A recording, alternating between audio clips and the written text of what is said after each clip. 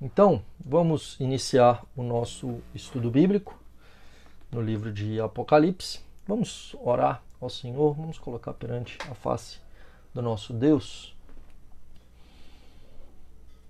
Santo Deus, nós nos colocamos perante a Tua face, ó Pai. Nós clamamos ao Senhor para que nessa noite o Senhor fale ao nosso coração. O Senhor ministra ao nosso coração de modo que possamos aprender mais da Tua palavra. Te clamamos, ó Deus, que em tudo o Teu nome seja glorificado. Pedimos, ó Deus, que a graça do Senhor seja abundante sobre nós. E a iluminação do Teu Espírito venha sobre nós, ó Deus, de modo que possamos compreender a Tua palavra. Não apenas ter uma apreensão intelectual, mas que isso nos leve a uma vida santa, piedosa, diante do Senhor, para glorificar a Ti, para honrar o Teu nome. Oramos, ó Deus, em nome de Jesus. Amém. Queridos, a gente vai dar início então ao nosso estudo. Nós temos visto já ao longo das semanas todo o livro de Apocalipse e algumas coisas que a gente vem relembrando, né? O livro de Apocalipse é um livro que tem um gênero literário que é diferente dos outros livros. Então o livro de Apocalipse é um livro que tem um gênero apocalíptico, né? Como o próprio nome dele diz, né? O livro de Apocalipse se chama Apocalipse porque é a primeira palavra do livro em grego, Apocalipsis, né? Revelação, Apocalipse 1, né? Inicia com a palavra revelação, que é literalmente Apocalipsis em grego, que significa revelação em português. Tá? E o gênero apocalíptico, que não só tem esse livro, né, de gênero apocalíptico, a gente tem, por exemplo, o livro de Daniel, o livro de Ezequiel, o livro de Isaías, né, o gênero apocalíptico. O gênero apocalíptico ele não é interpretado de forma literal. Então, quando o narrador, né, quando o escritor, ele escreve com esse gênero, ele utiliza figuras, ele utiliza símbolos com o intuito de comunicar, né? Então ele comunica por meio de símbolos e muitas vezes esses símbolos eles não têm um significado literal. Contudo, aqueles para quem... Voltou, deu uma travada aqui.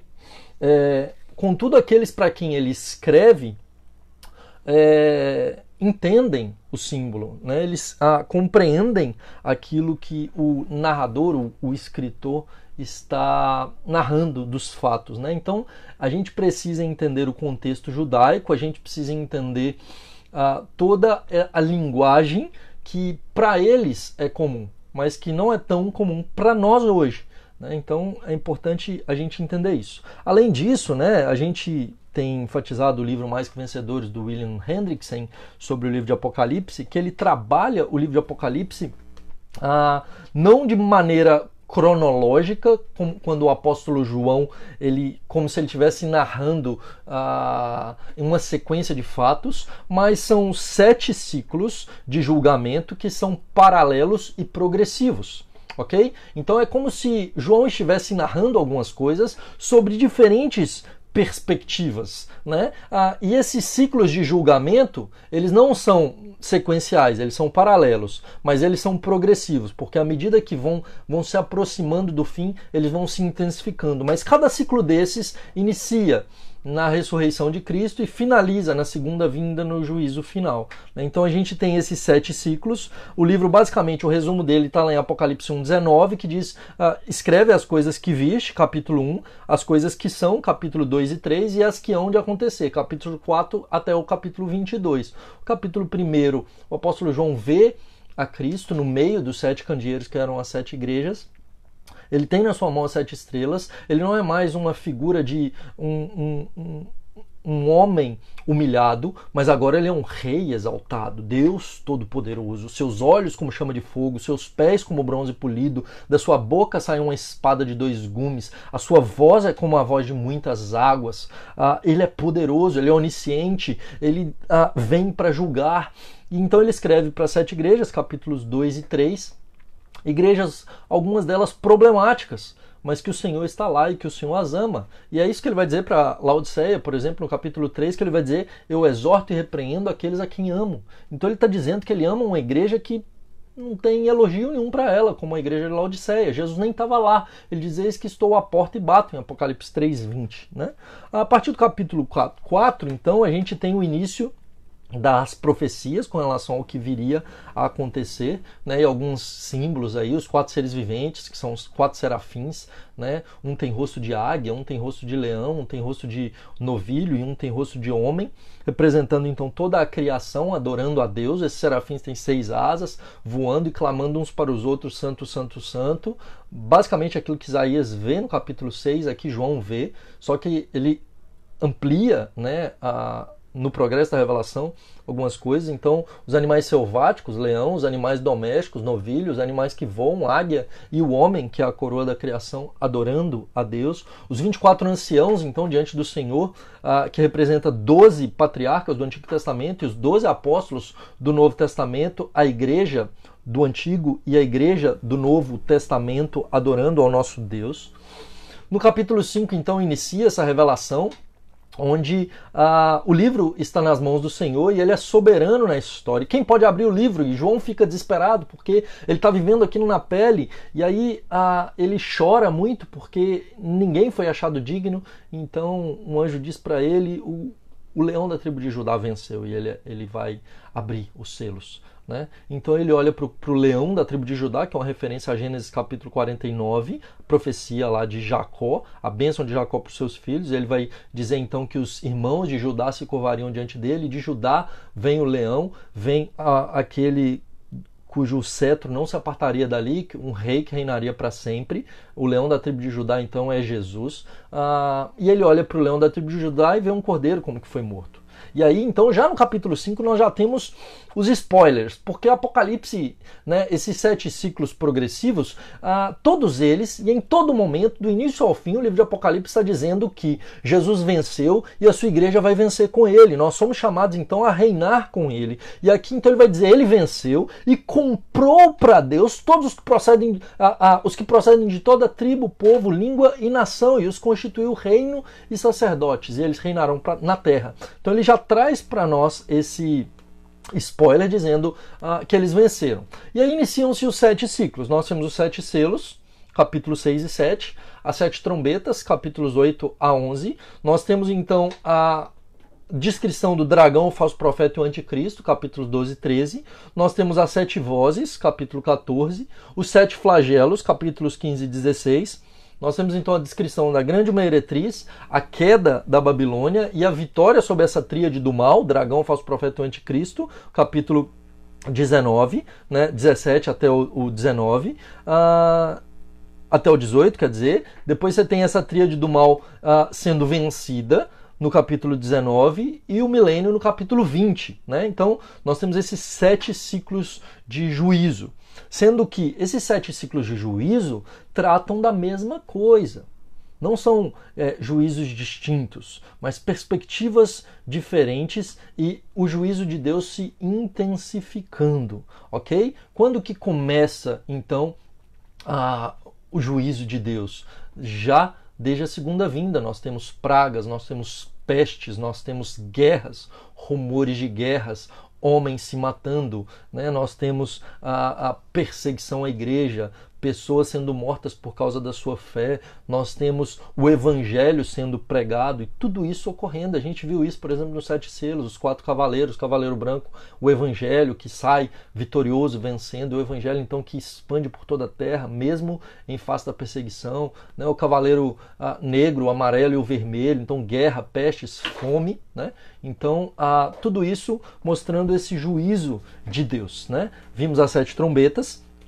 E em cada juízo desses, em cada ciclo desses, nós temos os capítulos mostrando a vitória já, do início ao fim, já mostrando que vai vencer. Então no capítulo 7, 6 e 7, que fala dos 7 selos, a gente já tem o capítulo 7, né, veja lá comigo, falando dos 144 mil.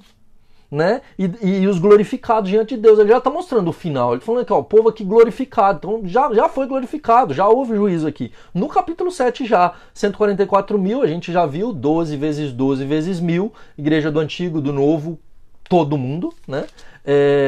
Aí a gente tem as 7 trombetas, do 8 ao 11, e no capítulo 11, na 7ª trombeta, nós temos a vitória, né? O reino do mundo se tornou do nosso Senhor, ele reinará pelos séculos dos séculos, né? E aqui então nós temos os grandes, pequenos, né? Sendo julgados, e ele vem para julgar, para destruir o mal, e os seus reinarão com ele, né? No capítulo 14, então, quando nós temos as 7 vozes, né, a gente tem a vitória de novo dos redimidos. No capítulo 14, logo no início, uma voz do céu com muitas águas, um trovão, e o povo adorando a Deus. Eles foram comprados na terra, os 144 mil, né, lá que representam toda a igreja. Né? No capítulo 15 e 16, os 7 flagelos, nós temos de novo, né, no capítulo 15, antes de iniciarem os flagelos, novamente mostrando a vitória do povo de Deus. Né? Ele vai dizer, então, um mar de vidro mesclado de fogo e os vencedores da besta. Né? Então, no mar de vidro, tendo harpas de Deus, entoando o cântico de Moisés. Então, aqui você já tem aqueles que venceram a besta, no capítulo 15. Sim, quem interpreta o livro de Apocalipse como se fosse cronológico, não tem como, não tem lógica. Aqui já mostra o final, os vencedores da besta, de novo, né, nesse ciclo. Em cada um dos 7 ciclos, mostra a vitória, mostra que eles vão vencer. Né? Na tríade do mal, né, nos capítulos 17 a 19, no 19 a gente tem o júbilo do céu de novo, a gente tem a visão dos vencedores, aqueles que venceram, aqueles que reinarão para todo sempre com o Senhor. E no capítulo 20 a gente tem de novo a vitória.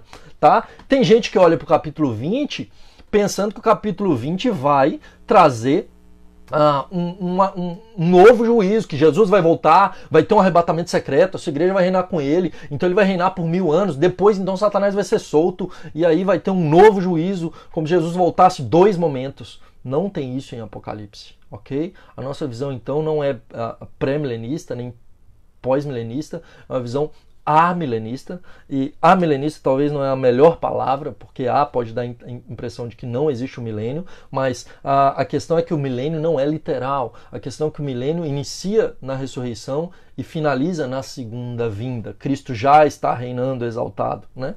Então a gente entra agora no capítulo 15 em diante, na visão aí dos 7 flagelos. Né? Então nós temos os 7 flagelos, esses 7 flagelos enviados, né? Logo no início o cântico de Moisés, como já falamos, né? A visão da vitória, eles vão vencer e Deus envia os flagelos. O primeiro flagelo, então, nós temos essas 7 taças da cólera de Deus, e o primeiro flagelo, ele é derramado aos homens portadores da marca da besta. A gente já viu na semana passada, então, que os homens, os seguidores da besta, né? Do dragão, da besta e do falso profeta, eles recebem uma marca na fronte e na mão direita, que não é chip, é pensamento e atitude governados e regidos por Satanás. E esses adoradores, então, recebem úlceras malignas e perniciosas. Veja que o juízo de Apocalipse, ele tem muita coisa parecida com o juízo lá no Egito, quando Deus destrói Faraó e o Egito, libertando o seu povo de lá. Então, úlceras, pedras caindo do céu, né, pestes, morte dos homens. Você tem água virando sangue, o sol enegrecendo, muitas coisas em paralelo com o que acontece lá em Êxodo, né? Só que aqui agora já numa visão definitiva e final. Agora a igreja está sendo liberta desse império das trevas. Em Êxodo era só o início do que estava acontecendo de Satanás daquela maneira, mas ali já temos o spoiler de que sim, Deus vence e resgata os seus, apontando aqui em Apocalipse a gente vai ter isso. Né? No segundo flagelo, nós temos a segunda taça e o mar se torna em sangue. Lembra lá da primeira praga? Né, do Egito, o mar, o rio Nilo em sangue, o mar se torna em sangue. Né? O terceiro flagelo, agora os rios e as fontes das águas se tornam em sangue. Veja que essas coisas já aconteceram anteriormente, os animais do mar e os animais dos rios já morreram 1/3 deles, agora isso vai se intensificando, quanto mais se aproxima do fim. E no quarto flagelo, nós temos o quarto anjo, que derramou a taça sobre o sol e foi-lhe dado a queimar os homens com fogo. E os homens, então, eles se queimam e não se arrependem. Então veja que o juízo de Deus em Apocalipse não é para arrependimento. O juízo de Deus em Apocalipse é para punir o mal, né? Então aqui já não há mais essa expectativa de arrependimento por parte dos homens, né? Não há mais essa oportunidade, né? A segunda vinda de Jesus e o juízo de Deus não é mais para dar oportunidade, é para destruir todo o mal. E os homens maus não vão se voltar para Deus, pelo contrário, eles vão se voltar contra Deus. A quinta taça, né? O quinto flagelo. Então, os homens sentem dor e blasfemam contra Deus por conta das úlceras, né? O sexto flagelo. Agora o rio Eufrates seca. Da boca do dragão e da boca do falso profeta saem espíritos imundos semelhantes a rãs. Então, de novo, um paralelo lá com Êxodo, né? As pragas do Egito, porque são espíritos de demônios, operadores de sinais, reinando aí no mundo. Então veja, os espíritos de demônios eram operadores de sinais. E agora Deus os está revelando, porque muitos adoraram a besta, o falso profeta, e o dragão e Satanás por conta dos sinais que eles operavam.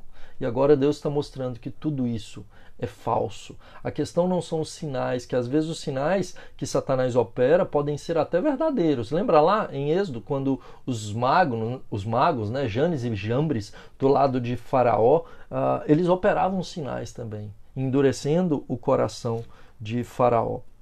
E agora, então, tudo está se preparando para a batalha do Armagedon, né? Se ajuntando naquele local, né? A besta, o dragão, o falso profeta se reunindo junto com os seus adoradores para a última batalha. Então, agora, nós temos o sétimo flagelo, que surge uma voz dizendo: feito está. E a grande cidade, ele vai dizer, se dividiu em 3 partes. E agora o cálice da ira de Deus vem.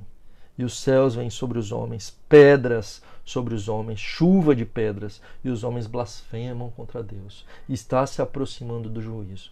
A partir do capítulo 17 e o capítulo 18, a gente tem a descrição da Babilônia e a destruição da Babilônia e posteriormente da tríade do mal, né? Então, no capítulo 17 a gente tem essa mulher que na sua fronte estava escrito a mãe das meretrizes, a Babilônia, a grande mãe das meretrizes, das abominações da terra. Então, essa grande meretriz, a Babilônia, né, da onde vem Babel, lá em Gênesis 11, região dos caldeus, da onde vai ter então a Babilônia, posteriormente para onde o povo de Israel é exilado, durante o período do exílio, ali na época de Jeremias, né, na época de Daniel, de Ezequiel. Então, durante esse período do exílio ali na Babilônia, Babel quer dizer confusão, lugar de confusão, de onde vem Babilônia, e a Babilônia não é meramente uma cidade, mas um sistema corrupto e pecaminoso. Obviamente que João escreve dentro de um contexto de Roma. Roma era esse império corrupto, essa cidade corrupta, e ele descreve essa cidade como uma mulher vestida de púrpura, montada em uma besta repleta de nomes de blasfêmias, com 7 cabeças, e essas 7 cabeças são os 7 montes sobre onde a cidade está. Então ele está descrevendo de fato a cidade de Roma, que estava sentada sobre Satanás, que é o dragão, e diz dos 7 montes e 7 reis. E aí, sobre os 7 reis, o que ele vai dizer? 5 caíram, né, do verso 10, caíram 5, um existe e o outro ainda não chegou, e quando chegar tem que durar pouco. Então, quem são, né, esses 7 reis? 5 já vieram, 2, né, existe e o outro ainda não chegou. Então ele traz para nós a figura desses 5 reis, do 1 ao 5, né? Nós estamos falando aqui dos imperadores romanos, desde Júlio César até o imperador Cláudio. O 6º é Nero, que operou uma grande perseguição à igreja, morreram muitas pessoas. E o sétimo seria Vespasiano, né? E aí ele vai dizer, a besta que era e não é, também é ele o oitavo rei, procede do sétimo. Então ele está falando do reinado do anticristo, e aqui ele compara o anticristo a Domiciano, que era o imperador da época, que era o anticristo da época. Na época, então, Domiciano era quem requeria adoração para si. É quem tinha os seus adoradores. Então nós temos um cumprimento naquela época, no imperador Domiciano, mas obviamente que João está apontando para o juízo final, quando o anticristo vai se levantar e, à semelhança de Domiciano, ele vai requerer adoração para si, né? Então nós temos um cumprimento posterior, um cumprimento que já aconteceu e um cumprimento que ainda acontecerá. E a Babilônia, esse sistema corrupto, Roma, foi destruída. Esse império caiu, né? Os imperadores foram destruídos. Mas João não está falando só dessa Roma. Isso acontece naquele momento, a queda da Babilônia, e esse juízo de Deus aqui da Babilônia é muito semelhante ao juízo de Deus para a Babilônia nos livros de Isaías e Jeremias. Então há muitos paralelos que é possível que a gente consegue ver. Mas o sistema pecaminoso é destruído, Deus vai julgar, né? E a gente tem então esse juízo de Deus por grau de pecaminosidade. Então ele começa o juízo pela Babilônia, destruindo a Babilônia, e na sequência ele vai destruir a besta, o falso profeta e o anticristo, né? O dragão, o falso profeta e o anticristo. Então quando inicia aí o capítulo 18. Então essa capital, né, esse império, né, que é destruído, é completamente destruído no capítulo 18, a queda da Babilônia, né? E veja que Deus usa a própria besta para destruir a cidade. Ele usa o próprio mal para os seus intentos. Veja que o capítulo 17, verso 17, ele diz, porque em verso 16, os 10 chifres que viste e a besta, esses odiarão a meretriz. Então, os 10, né, reis provenientes aí do anticristo, durante esse período, esse governo mundial do anticristo, eles vão odiar a meretriz e eles vão se voltar contra ela, né? E a farão devastada e despojada, e lhe comerão as carnes e a consumirão no fogo, porque em seu coração incutiu Deus. Então veja que Deus governa inclusive o coração da besta e do governo humano. Deus está no controle de todas as coisas, meus irmãos. Deus não perde de controle nada, e Apocalipse mostra isso para nós, inclusive o que faz a besta, o que faz o anticristo, né? Incutiu Deus que realizem o seu pensamento, o executem a uma, né? Então Deus está caminhando para tudo isso, e ele destrói a Babilônia, a ruína da Babilônia, então, é final, é total. Chegamos no capítulo 19, e temos a punição da Babilônia, e agora a gente tem a punição do falso profeta, do anticristo e de Satanás. E aqui então no capítulo 19 nós temos o júbilo no céu, quando o povo de Deus adora o Senhor. Veja o que diz o versículo 1, queridos, capítulo 19, que coisa interessante. Depois dessas coisas, todo novo ciclo, João começa com isso, né? Depois dessas coisas, e ele finaliza com o juízo, né? E aqui então ele vai dizer, ouvi do céu uma grande voz de numerosa multidão. Essa numerosa multidão somos eu e você, nós, os eleitos, né, estavam aqui adorando a Deus, né, dizendo aleluia, a salvação, a glória e o poder são do nosso Deus, justos e verdadeiros os seus juízos, julgou a grande meretriz que corrompia a terra, o juiz de Deus veio e ele destruiu o mal, todo esse sistema corrupto, todo esse sistema idólatra, todo esse sistema de perseguição que matou cristãos ao longo de toda a história. O Senhor reina, o nosso Deus Todo-Poderoso, alegremos-nos, exultemos e demos-lhes glória. São chegadas as bodas do Cordeiro. Louvado seja o nome do Senhor. E então, nós temos o verso 11, capítulo 19, a batalha do Armagedon. Lembra então que a besta, o falso profeta, Satanás, eles se reúnem e reúnem os seus adoradores no intuito de querer destruir a Deus. Então o verso 11 ele vai dizer, vi céu aberto e eis um cavalo branco. E esse cavalo branco aqui nós temos a figura do nosso Senhor Jesus Cristo. O cavaleiro se chama fiel e verdadeiro e julga e peleja com justiça. Seus olhos, veja que aqui ele repete aquilo que já foi dito no capítulo 1. Seus olhos são chama de fogo, na sua cabeça há muitas diademas, muitas coroas. E tem um nome escrito que ninguém conhece, senão ele mesmo. Está vestido de um manto tinto de sangue, o seu nome se chama Verbo de Deus, ele é o Logos de Deus, né? E segue então o exército. Agora então ele vem para a batalha no seu cavalo branco e todo o exército do céu o segue. Da sua boca sai uma espada afiada e ele vai ferir as nações e vai reger as nações e vai pisar o vinho, o lagar do vinho do furor da ira de Deus Todo-Poderoso. Na primeira vinda do nosso Senhor Jesus Cristo, ele bebe o cálice da ira no nosso lugar. Na segunda vinda, ele vem para derramar a ira sobre os ímpios, sobre os maus. E agora nós temos um anjo posto em pé no sol. Olha que coisa interessante. Apocalipse mostra muitos anjos fortes, anjos com um pé na terra, um pé no mar. Agora nós temos um anjo no sol, né?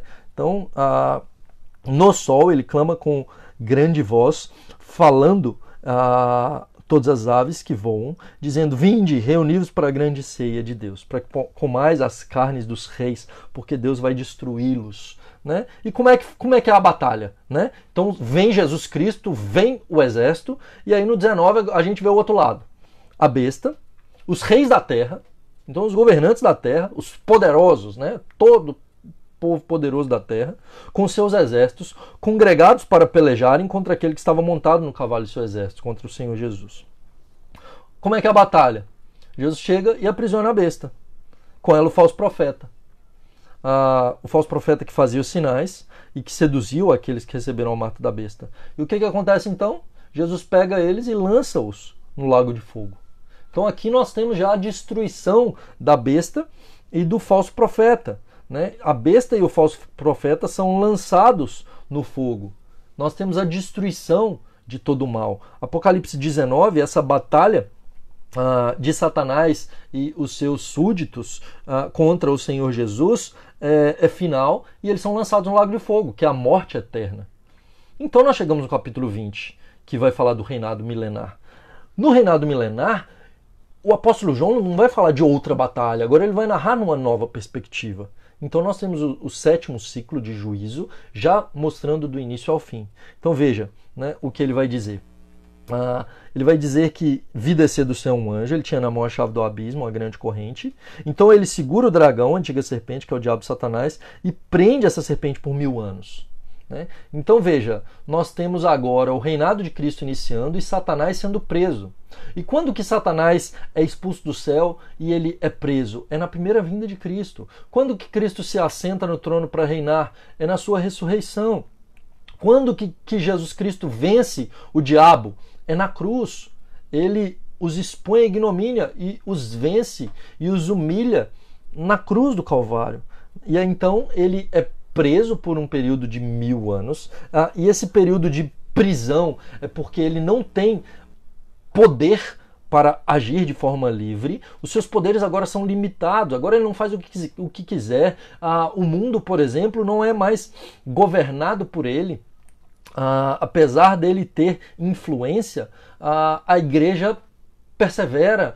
As portas do inferno não prevalecem contra a igreja, pelo contrário, os crentes continuam pregando e arrancando pessoas do inferno, arrancando pessoas da escravidão de Satanás. Então ele fica preso por um período de tempo, mas essa prisão de Satanás não é literal no sentido que ele fica preso completamente, mas agora ele tem seus poderes limitados. Ele antes estava livre, ele tinha acesso inclusive ao céu, né? Agora não.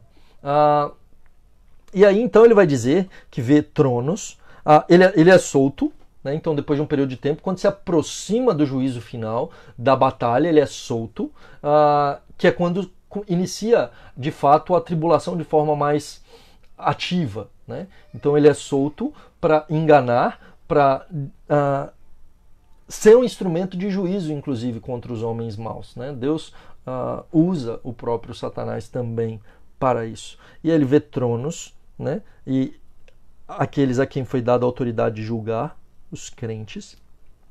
e a alma dos decapitados que não adoraram a besta, reinando com o Senhor Jesus. Então aqui ele está falando dos salvos, os salvos que estão reinando com Cristo hoje no céu. Né? Eles estão reinando com Cristo. Né? E aí nós temos a primeira ressurreição. Né? A primeira ressurreição, a salvação.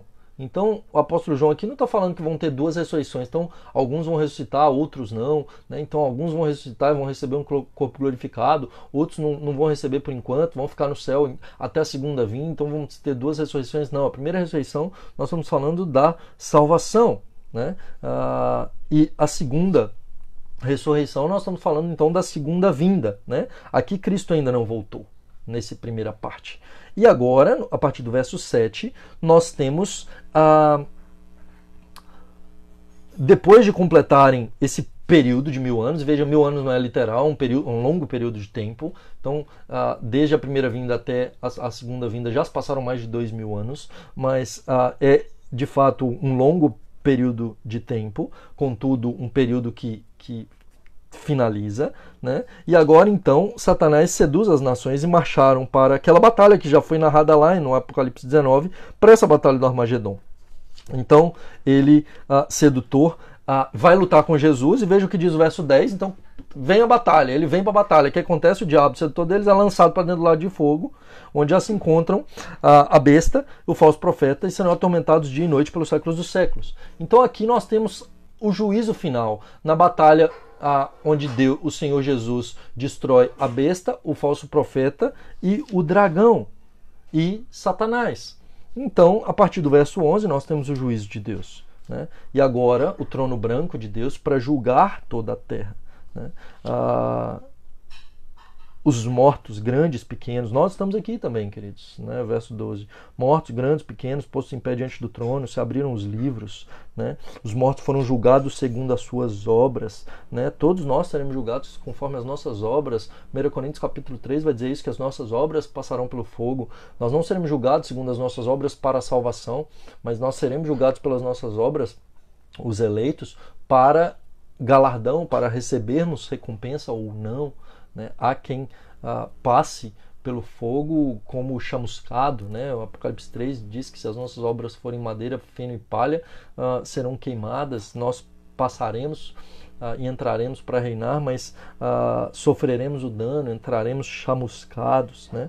E aí a morte e o inferno são lançados para dentro do fogo. Essa é a segunda morte. Então nós temos a segunda ressurreição e a segunda morte. Né? A primeira morte, a morte física, a segunda morte, a condenação eterna. A primeira ressurreição, a salvação, a segunda ressurreição, a vida eterna, onde reinaremos com Cristo.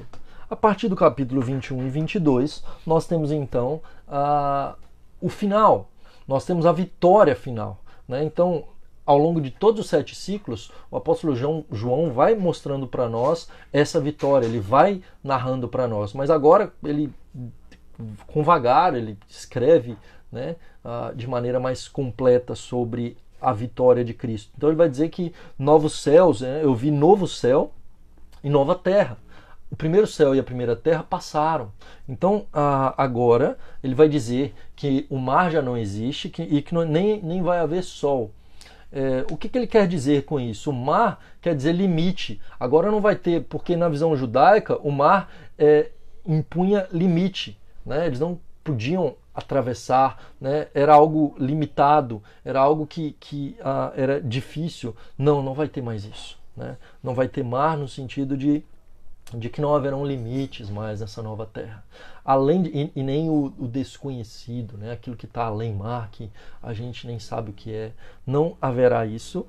Não haverá mais sol, porque Deus será a sua luz, porque não haverá mais noite, não haverá mais trevas. Né? E trevas traz essa imagem de escuridão, de pecado. Não haverá. O pessoal que gosta de livre-arbítrio, não haverá livre-arbítrio no novo céu e nova terra, porque nós não poderemos pecar mais. Deus vai nos glorificar, nós seremos ressurretos com Cristo, nós receberemos um corpo ressurreto, glorificado, semelhante ao do nosso Senhor Jesus Cristo, e nós seremos perfeitos, glorificados, assim como Ele é, para todo o sempre.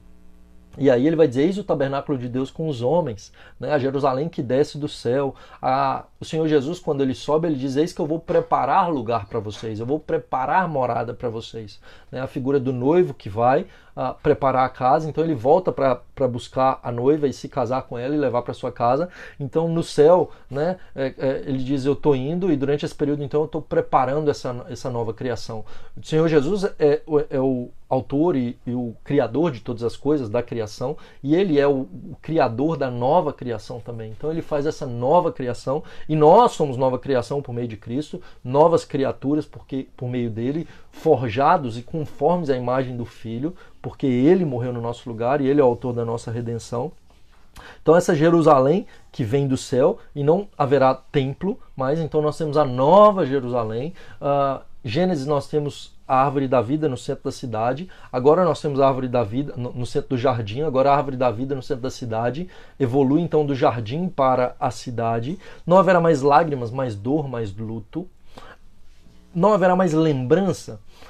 De fato, haverá lembrança, porque nós nos lembraremos daquilo que Cristo fez por nós, mas não haverá mais dor, não haverá mais choro, mais lamento, né? Nós nos lembraremos daquilo que Cristo fez por nós e que trouxe graça, e o juízo aquilo que aconteceu de mal, a gente não vai sofrer, porque a gente saberá que Deus destruiu todo o mal, né? A cidade é quadrangular. Então ela é em formato cúbico, né, de proporções gigantescas. Se você for considerar literalmente, dá uma cidade quadrangular, sei lá, do tamanho do Brasil, né? Só que não somente de forma plana, ela é quadrangular, então ela é até pro alto. Se a gente for especular, a gente talvez imagine que a gente vai ter possibilidade, inclusive, né, de ter morada para cima, né? Mas não é literal no sentido de ser cúbica, é cúbica porque existe um local que é cúbico no Antigo Testamento. O único local que é cúbico no Antigo Testamento é o Santo dos Santos. Então o que o apóstolo João quer ensinar para nós aqui é que toda a nova criação agora vai ser o Santo dos Santos. Nós estaremos na presença do nosso Senhor, né? Ela não precisa de sol porque Deus é a sua luz, mas nós não veremos a Deus, porque Deus é infinito e espírito. Nós estaremos em corpo, enxergando. Mas ao mesmo tempo que ele vai dizer que não haverá mais sol, ele vai dizer que o Cordeiro é a sua lâmpada. Então ele vai dizer: não haverá mais sol, mas o Cordeiro é a sua lâmpada, né? Verso 23. A glória de Deus a iluminou e o Cordeiro é a sua lâmpada. Nós vemos a luz por meio da lâmpada. É isso que Jesus diz: quem me vê, vê o Pai. Nós veremos o Pai na pessoa de Cristo, e nunca mais haverá pecado, né? O verso 27 diz que nela nunca mais penetrará coisa alguma contaminada, né? E por fim, no capítulo 22, nós temos a água da vida, né, no meio da praça, a árvore da vida no meio da praça. Não haverá mais noite nessa cidade, não haverá mais trevas. Deus vai brilhar ali, nós reinaremos com ele pelos séculos dos séculos. E agora, a partir do verso 6, nós temos ele dizendo que eis que venho sem demora. Queridos, o Senhor Jesus vem. Ele disse, né, que viria. O Senhor prometeu que o Messias viria e ele veio. Ele disse que morreria na cruz e ele morreu. Ele disse que ressuscitaria ao terceiro dia e ressuscitou. E ele disse que voltará. E ele vai voltar. Ele diz que eis que venho sem demora. Para nós pode parecer que demora, porque já são 2000 anos. Mas o venho sem demora implica que logo nós estaremos com o Senhor. Logo nós estaremos com Ele. Nós não sabemos quando nós vamos nos encontrar com o nosso Senhor. A morte virá para nós. E depois que a morte vier, a vinda de Cristo vai ser rápida. Porque no mundo espiritual o tempo não passa como aqui. Né? É muito diferente. Então ele diz: eis que venho sem demora. E bem-aventurado, né? E feliz. E abençoado é aquele que guarda as palavras desse livro. Então, o apóstolo João revela Apocalipse para nós, para que nós percebamos que o Senhor Jesus vai voltar, que ele vai destruir o mal, e nós devemos permanecer firmes, mesmo em face da perseguição. A nossa ética, o nosso amor, o nosso cumprimento da lei não pode ser situacional. Em face das circunstâncias, nós flexibilizamos, no livro de Apocalipse há seguidores da besta e há os adoradores de Deus. Não há meio termo, né? Então, bem-aventurados aqueles que guardarem esse livro. E guardar não é somente conhecer, é viver, é praticar. Então, ele continua dizendo que Deus vai retribuir segundo as obras de cada um, verso 12, eis que venho sem demora, comigo está o galardão que tenho para retribuir cada um segundo as suas obras. Então, não se iluda, queridos, a salvação não é pelas nossas obras, é pela obra de Cristo, mas nós seremos recompensados segundo aquilo que fizermos. Nós temos ajuntado tesouros nos céus, ou a gente está preocupado com as coisas dessa terra que a traça e a ferrugem vão destruir. Eis que venho sem demora, verso 12 ele vai dizer de novo, ele vai dizer que é o alfa e o ômega, o A e o Z, o alfa é a primeira letra do alfabeto grego e o ômega é a última, o primeiro e o último, o princípio e o fim. Então, para concluir, ele vai dizer, o Espírito e a noiva dizem vem, e maldito aquele que acrescentar ou tirar palavras desse livro. Então veja que não há novas revelações mais. O apóstolo João diz para nós que essas revelações cessaram. Então nós não podemos acrescentar revelações a esse livro. Acrescentar revelações a esse livro significa que acrescentarão sobre aquele que fizer isso as pragas desse livro. E quem tirar alguma coisa e ocultar alguma coisa também lhe será tirado parte de reinar com Cristo. Então o que ele está dizendo? Que a gente não pode escolher partes da Bíblia para guardar e para pregar. Eu gosto disso, aquilo não. Aquilo que me é conveniente ou que mais gosto, eu não posso escolher partes, e em segundo lugar, eu não posso acrescentar coisas. A revelação está selada para sempre, e o que nós aguardamos agora é a vinda do nosso Redentor. Louvado seja o nome do Senhor. Queridos, vivemos um tempo de pandemia, e de fato há sinais que mostram que o Senhor Jesus está voltando. Nós não sabemos quando. Nós sabemos que quando surgir a figura do anticristo, não vai demorar muito tempo para que a igreja seja perseguida, para que um comércio, um sistema de comércio ligado a uma adoração a esse governante mundial que vai governar todas as coisas, buscando levar paz, mas que vai trazer morte para os crentes. E nós devemos estar preparados para sermos fiéis até a morte. Que Deus nos dê sabedoria do alto para discernir os sinais, para entender o nosso tempo, para viver para a glória de Deus e amar o Senhor acima de todas as coisas e ser fiel até a morte. Então nós receberemos a coroa da vida. Vamos orar mais uma vez. Se você tiver alguma dúvida, aí você pode perguntar, tá? Estamos finalizando o livro de Apocalipse hoje. Santo Deus, obrigado pela tua palavra que foi lida e exposta. Que ela encontre morada, guarida no nosso coração.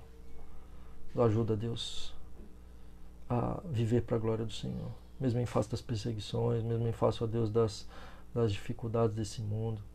Sabemos, ó Pai, que esse mundo, ó Deus, esse sistema pecaminoso, ó Pai, que tem regido esse mundo, tem prosperado no intuito de perseguir a igreja, no intuito, ó Deus, de buscar que os crentes não adorem ao Senhor. E, ó Deus, que o Senhor nos dê discernimento, ó Pai, para que possamos glorificar ao Senhor e proclamar o Evangelho, para que aqueles que estão perdidos possam se voltar para o Senhor. Te louvamos, ó Deus, porque apesar de todas as coisas, sabemos que o Senhor é quem governa a história, está no controle de tudo. E tudo caminha para a vitória do Cordeiro, tudo caminha para o reino do Senhor, que será implementado para todo sempre. E haveremos de reinar com o nosso Senhor. Te adoramos, ó Pai, porque temos a certeza da vitória. Porque haverão lutas e aflições, mas nós temos bom ânimo porque o nosso Redentor venceu o mundo e nós venceremos com Ele. Te louvamos porque o nosso Senhor vem. E oramos isso agora. Maranata, a hora vem, Senhor Jesus. Nós aguardamos com expectativa a Tua vinda, Senhor, para reinar contigo, para viver para Ti, para estar perante o Senhor, onde não haverão mais lágrimas, mais dor, mais sofrimento, onde nós teremos, ó Deus, apenas a Tua presença, apenas a comunhão ininterrupta, eterna com o Senhor. Louvado seja o Teu nome. Oro pelos meus irmãos, que o Senhor os guarde, os livre de todo mal, traga a paz que excede todo entendimento, ó Deus, a eles. Que o Senhor, ó Deus, esteja indo ao encontro de irmãos nesse momento, onde quer que eles estejam. Cuida daqueles, ó Pai, que estão enfermos. Ó Deus, pessoas que estão com o Covid-19, que o Senhor opere a cura para a glória do Senhor, se apraz ao Senhor. Aqueles que estão no leito de hospital, visita, ó Deus, com a tua mão poderosa. Aqueles que estão nas suas casas, ó Deus, que o Senhor os guarde. Aqueles que têm tido que trabalhar, que o Senhor os livre do mal. Cuida da nossa nação. E que tudo isso sirva, ó Deus, para que nossa nação, nosso povo se volte para o Senhor com todo o seu coração. Perdoa os nossos pecados, ó Deus. Nos ajuda a viver para Ti. Em nome de Jesus. Amém. Queridos, finalizamos aqui. Dúvidas, comentários que vocês queiram fazer nesse momento? É a chance. E como eu falei, a gente finalizou hoje Apocalipse. Semana que vem a gente inicia um novo livro. E aí eu gostaria de sugestões de vocês. Vou perguntar também lá no grupo do discipulado alguma sugestão de livro.